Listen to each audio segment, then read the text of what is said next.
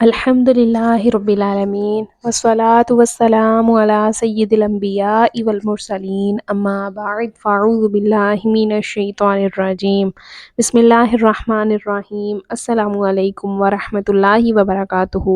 آج انشاءاللہ عز و جل ہم اپنے لیسن نمبر 17 کو سٹارٹ کریں گے۔ لیسن نمبر 17 کو سٹارٹ کرنے سے پہلے میری آپ سب سے گزارش ہے کہ اگر آپ میرے اس چینل دارالاسلام پر نیو ہیں تو پلیز میرے چینل کو سبسکرائب کریں اور بیل آئیکن کے بٹن پر بھی کلک کریں تاکہ میری ہر نئی آنے والی ویڈیو کا نوٹیفیکیشن آپ کو بر وقت ملتا رہے۔ اور اگر آپ میرے اس چینل دارالاسلام پر نیو ہیں تو لیسن نمبر 17 کو سٹارٹ کرنے سے پہلے سابقہ اسباق کو ضرور پڑھیے۔ سابقہ اسباق کو پڑھنے سے آپ لیسن نمبر 17 کو بہتر انداز میں تجوید کے ساتھ قواعد کے ساتھ پڑھ سکیں گے اور بہتر انداز میں سمجھ سکیں گے۔ تو چلیے شروع کرتے ہیں ہم اپنے لیسن کو۔ دیکھیں لیسن نمبر 17 کا نیم ہے مدات، ٹھیک ہے، کہ کون کون سی مدات جو ہیں، یعنی جو قرآن پاک میں جو ہم حروف پر جو مدات آتی ہیں، کتنی قسم کی مدات ہیں اور کون کون سی ہیں، ان کو کیسے پڑھنا ہے، ان کی مقدار کیا ہے، ان سب کے بارے میں ہم جو آج پڑھیں گے۔ مد کے معنی دراز کرنا اور کھینچنا، ٹھیک ہے، کوئی بھی مد ہے اس کے کیا معنی ہے، اس کے معنی ہے دراز کرنا اور کھینچنا۔ مد کے دو سبب ہوتے ہیں، حمزہ اور سکون۔ آگے مد کی 6 اقسام ہیں، مد متصل، مد منفصل، مد لازم، مد لین لازم، مد عارض اور مد لین عارض۔ چلیے ہم پڑھتے ہیں پہلے مد متصل اور مد منفصل۔ مد متصل ہے کہ حروف مدہ کے بعد حمزہ جو ہے وہ اسی کلمے میں ہو تو مد متصل ہوگا۔ جیسے انہوں نے آگے مثال دی ہوئی ہے، جیم الف زبر جا، حمزہ زبر آ، جا آ، ٹھیک ہے، مد متصل۔ اسی طرح نیچے دیکھتے ہیں مد منفصل، حروف مدہ کے بعد حمزہ جو ہے وہ دوسرے کلمے میں ہو تو مد منفصل ہوگا۔ آگے انہوں نے اس کی مثال بھی دی ہوئی ہے، فی انفسکم، ٹھیک ہے، فی انفسکم، یہاں پر جو ہے اخفا کا قاعدہ ہوگا، ٹھیک ہے، فی انفسکم۔ تو جو ہے حروف مدہ جو ہے اس کی مد دیکھ لیں آپ، تھوڑی سی پہچان کریں، اس کی مد تھوڑی سی مختلف ہے، مد متصل کی جو ہے وہ تھوڑی سی مختلف ہے، ٹھیک ہے، دونوں مد میں واضح فرق جو ہے وہ ادا کرنا ہے۔ اور حمزہ اگر دوسرے کلمے میں ہو تو مد منفصل ہوگا اور حمزہ اسی کلمے میں ہو تو مد متصل ہوگا۔ آگے ہم دیکھتے ہیں کہ مد متصل اور مد منفصل کو کتنی حرکات تک کھینچ کر پڑھنا ہے۔ مد متصل اور مد منفصل کو 2 ڈھائی الف یعنی 4 یا 5 حرکات کی مقدار تک کھینچ کر پڑھنا ہے، ٹھیک ہے، جا آ، ٹھیک ہے، 4 یا 5 حرکات کی مقدار تک کھینچ کر پڑھنا ہے۔ آگے نیچے دیکھ لیتے ہیں مد لازم۔ مد لازم ہے کہ حروف مدہ کے بعد سکون اصلی جزم یا سکون ہو تو مد لازم ہوگا۔ اب نیچے دیکھتے ہیں ہم آگے اس کے، جیم الف نون زبر جان، نون 2 پیش نن، جان نن، ٹھیک ہے، حروف مدہ کے بعد سکون اصلی ہو تو مد لازم ہوگا۔ مد لین لازم، حروف لین کے بعد سکون اصلی ہو، ٹھیک ہے، تو مد لین لازم ہوگا۔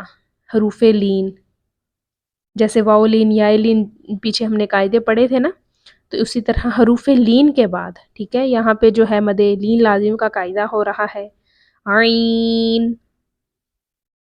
مد لازم اور مد لین لازم کو 3 الف یعنی 6 حرکات کی مقدار تک، مد متصل کو 4 یا 5 اور یہ مد لازم اور مد لین لازم کو 3 الف یعنی 6 حرکات کی مقدار تک کھینچ کر پڑھنا ہے۔ نیچے دیکھتے ہیں مد عارض، حروف مدہ کے بعد عارضی سکون ہو، یعنی وقف کی وجہ سے اگر کوئی حرف ساکن ہو جائے تو مد عارض ہوگا، جیسے مسلمون، حالت وقف مسلمون، یہاں پہ مد عارض کا قاعدہ ہو رہا ہے۔ اسی طرح سیم وہی چیز ہے حروف لین کے بعد، جیسے پیچھے تھا کہ مد لین حروف لین کے بعد، اسی طرح یہاں پر بھی ہے مد لین عارض میں کہ حروف لین کے بعد عارضی سکون ہو۔ یعنی وقف کی وجہ سے کوئی حرف جو ہے وہ ساکن ہو جائے تو مد عارض ہوگا، جیسے شافاتینی یائلین ہے اور آگے اس کے جو ہے عارض سکون کی حرکت آ رہی ہے، اور یہاں پر وقف ہی ہوگا، وقف کرنا ہے، حالات وقف ہے، وقف کی حالت آ رہی ہے تو یہاں پہ وقف بھی کرنا ہے، اور جو ہے حروف لین کے بعد جو ہے وہ عارض سکون آ رہی ہے تو یہاں پہ مد لین عارض ہوگا۔ تو آگے میں انشاءاللہ آپ کو اس کی پہچان کرواتی رہوں گی۔ مد عارض اور مد لین عارض کو 1 2 یا 3 الف یعنی 2 4 یا 6 حرکات کی مقدار تک کھینچ کر پڑھنا ہے، ٹھیک ہے؟ چلیے ہم شروع کرتے ہیں اپنے لیسن کو۔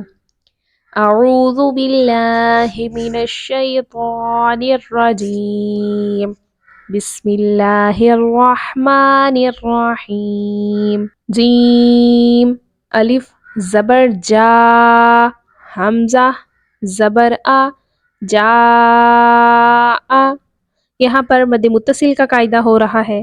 جیم یا زیر جی، یا زبر یا، جی یا، واو لام زبر ول، لام کھڑا زبر لا، ولا، حمزہ یا زیر ای، ولائی، یہاں پر مد متصل کا قاعدہ ہے۔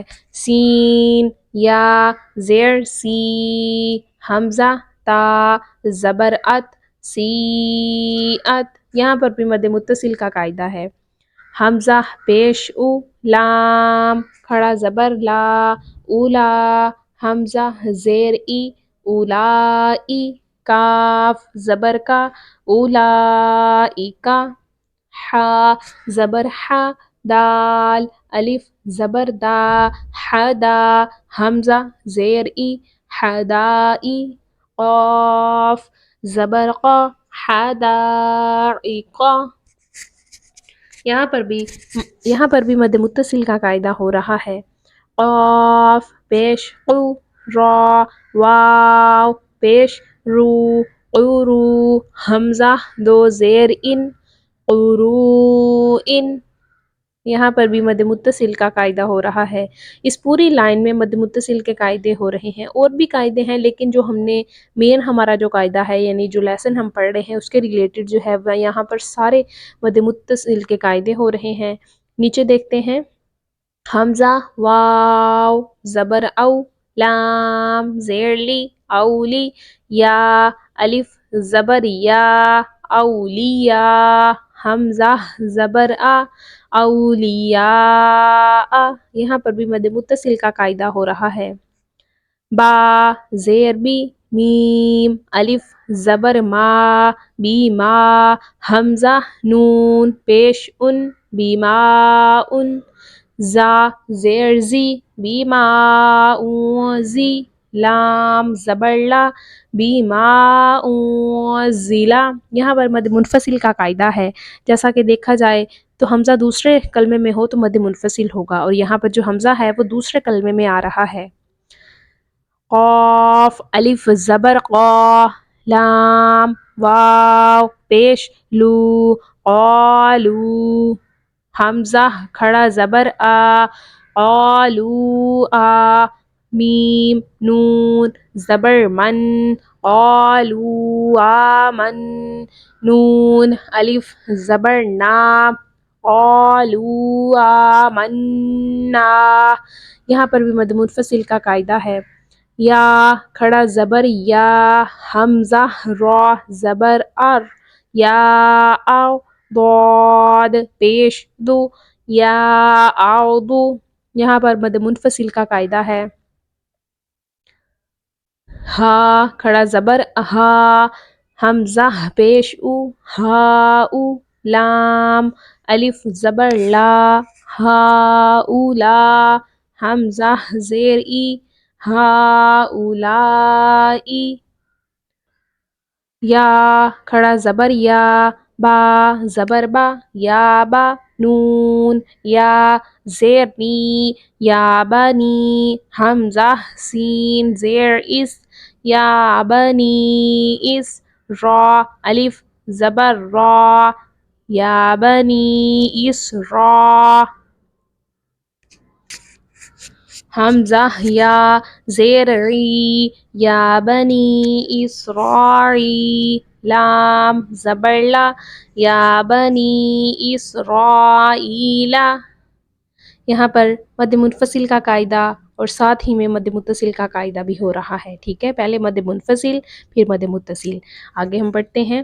ضاد الف لام زبر ضال لام دو زبر لن ضالن. یہاں پر مد لازم کا قاعدہ ہو رہا ہے. دال الف با زبر دا با زبر با دابا تا دو زیر تن داباتن. یہاں پر باپ پر مشدد اور جو ہے وہ آگے لازم کا قاعدہ ہو رہا ہے، مد لازم کا قاعدہ. حمزہ لام کھڑا زبر آل حمزہ کھڑا زبر آل آ نون زبرنا آل آنا. یہاں پر بھی مد لازم کا قاعدہ ہے. حمزہ زال کھڑا زبر آز زال زبر زا آزا کاف زبر کا آزا کا را یا زبر روی آزا کا روی نون زیڈی آزا کا روینی. یہاں پر جو ہے حروف لین کا قاعدہ ہو رہا ہے. ٹھیک ہے، تو اسی کے ساتھ ہمارا آج کا لیسن جو ہے وہ کمپلیٹ ہوا.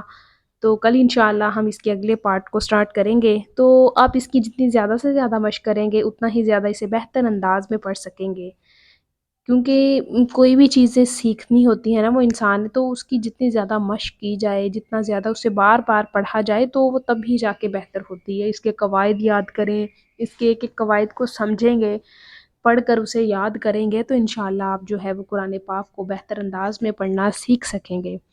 تو اگر آپ کو میری ویڈیو اچھی لگی تو ویڈیو کو لائک کیجئے اور میرے چینل کو پلیز سبسکرائب بھی کر دیجئے گا. دعاؤں میں یاد رکھیے گا. ہمیں دیجیے اجازت. اللہ حافظ. السلام علیکم ورحمۃ اللہ وبرکاتہ.